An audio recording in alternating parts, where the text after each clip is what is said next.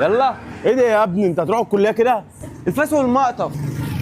يا شباب العوافي عاملين ايه؟ اعرفكم بنفسي، انا هنا زعيم الفلاحين زي رئيس اتحاد الطلبه. يعني اي مشكله اي حاجه تواجهكم انا معاكم هنا، هو اخوكم، وما تقلقوش مفيش حاجه بتيجي من بره الغيط ولا من بين المحاصيل، كل دي اشاعات والله. عايزين نعرف بقى اعمال السنه ماشيه هنا ازاي. ما تشيلش هم اي حاجه، اخر الموسم هيوزن ونعرفك كل حاجه.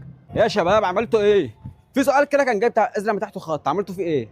عايزك يا دكتور، المحاضره بتاعت ديك النهار انت غيبتني وانا كنت موجود هنا. يا ابني ما جيتش الكورس ليه يا ابني؟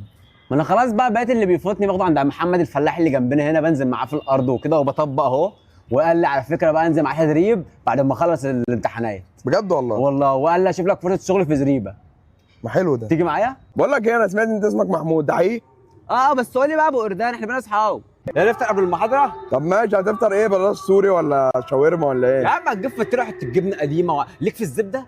معانا طالب نحب نساله الامتحان كان عامل ايه النهارده. حرام عليهم، ده امتحان، ده جايب لك سؤال اكتب فيما لا يقل عن فدان، ما كل مره 2 ونص، حرام عليهم والله.